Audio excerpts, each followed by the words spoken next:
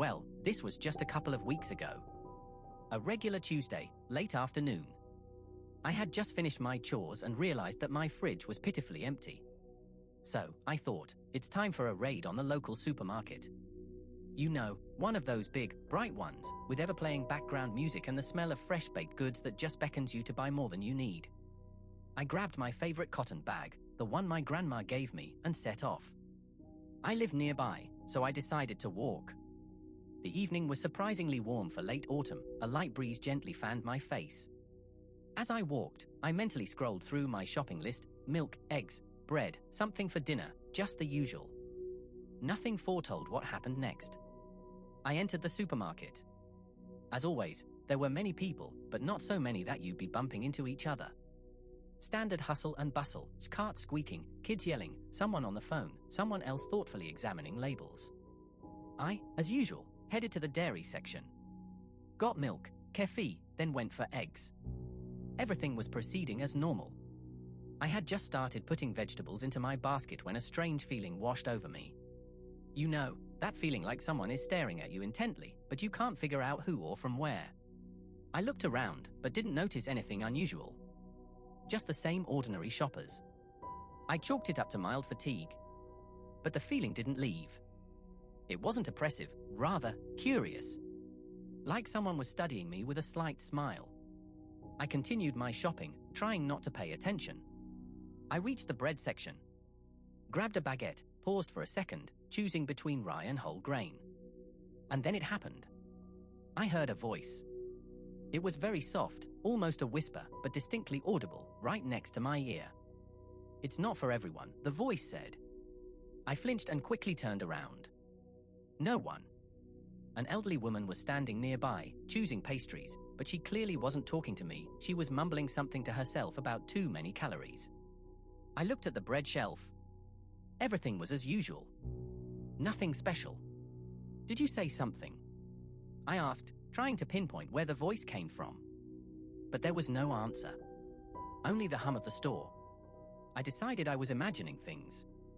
Maybe I was overtired, or my imagination was just playing tricks on me. I added the baguette to my basket and moved on.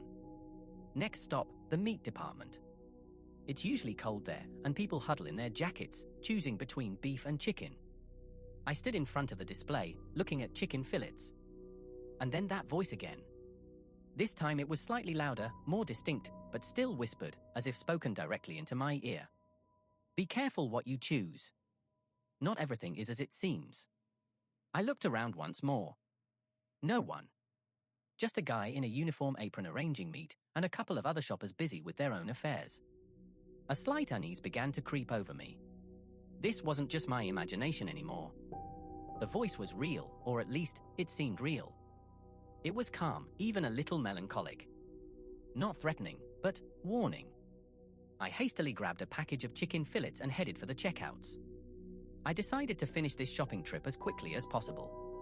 Passing by the beverage aisles, I suddenly stumbled upon one of those old, dusty display racks that looked like they've been forgotten in a warehouse. There were some old books on it. I had seen various trinkets there before, but never paid attention. And then, for some unknown reason, I stopped. My gaze fell on one of the books. It was bound in dark green leather, with no title on the spine, just a worn old thing. And it seemed to glow from within, though there was no light source. It just drew me in. And again, the voice, this time almost singing, like an ancient lullaby. "There it is. What you seek. What will change everything." I reached out and took the book. It was heavy, with rough leather. It didn't smell of old age, rather something like dried herbs and a faint, subtle scent of Mons. As I held it in my hands, the world around me seemed to slow down. The noise of the store faded, people turned into slow, blurry shadows. There was only me and this book. I quickly flipped through a few pages. They contained strange symbols resembling ancient runes, and illustrations like engravings, intricate patterns, images of some animals I had never seen, and landscapes as if straight out of forgotten myths. "It's not for reading, child. It's for understanding," the voice whispered again, and this time it was so close that I felt a light breath of air near my temple. A cold sweat broke out on me. I abruptly closed the book. And at that very moment, the world returned to its normal speed. The noise of the store crashed over me again. People moved normally. I looked at the display rack. There was nothing there but dust and a couple of old, stale magazines. The book I had been holding was gone. But I was holding it in my hands. I looked at my hands. They were empty. My basket stood nearby, full of groceries. I quickly looked around, but no one seemed to have paid any attention to me. No one saw me take some strange book. No one heard the voice. Milk, eggs, bread, chicken, all in place. I checked. But what was that? At first, I just thought I was going crazy. A nervous chuckle escaped me. Okay, stop. I need to calm down. I hurriedly moved to one of the open checkouts. My hands were trembling slightly. I handed over my purchases to the cashier, mechanically paid with my card. She was saying something about a promotion, but I barely heard her.